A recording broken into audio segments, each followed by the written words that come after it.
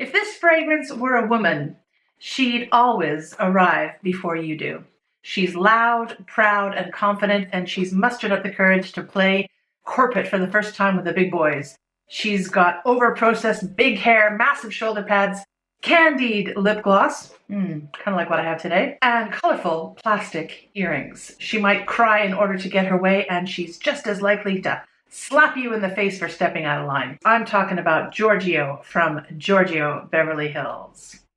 Georgio was my first love, really, in the perfume world when I was a feisty young thing in the 80s. And in retrospect, that's not only due to the fabulousness of this scent, but also in part due to the clever marketing that accompanied it. Georgio Beverly Hills fully embraced the concept of male marketing. I remember seeing scent strip ads for it in women's magazines and getting just the strip itself in the mail, too. This is well before social media marketing, as you can imagine.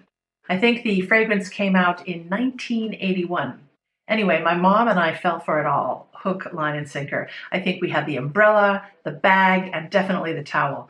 And oh my God, did I have high-cut one pieces like this? Yes, I did.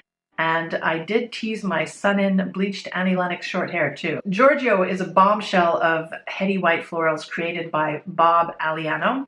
And though I'm not particularly a floral type of gal when it comes to perfume, the incredible projection and sillage of this groundbreaking fragrance is part of its appeal. Although it's a bright and happy scent, it somehow manages to come across as mysterious, lush, and sexy too.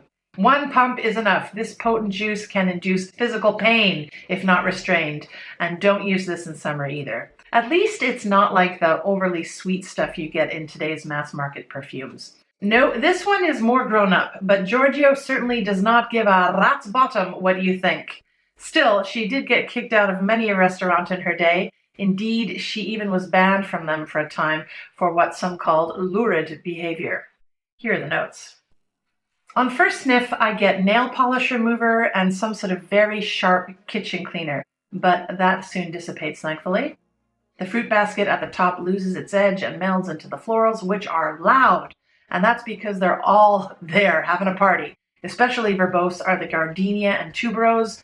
And tuberose often hides little pink bubbles of sweet bubblegum in perfume. And this does so on occasion for me with this scent. Oh gosh, it's very strong. It's got a nice woody musk base that really ties the complex fragrance together well. It's beautiful, and I don't think it would be as good as this without the ambery stickiness that pulls everything together into a rich, thick, powdery ball. Sadly, what's happened to this fantastic frag is much like what happens to other uniquely fabulous 5-star fragrances that succeeded it. Here I mean the likes of Angel, Poison, Baccarat Rouge 540, etc. They're so wonderful and so unique that everybody wants to wear them. And then everybody does wear them. And then they lose a bit of their souls to popularity. Now, apparently, Georgio has been reformulated over the years, but this does smell as I remember it. Now that this scent is more or less officially dated, I think I can bring this out once and again and have people say, "What is that wonderful smell?" rather than, "Oh gosh, someone's wearing Georgio again."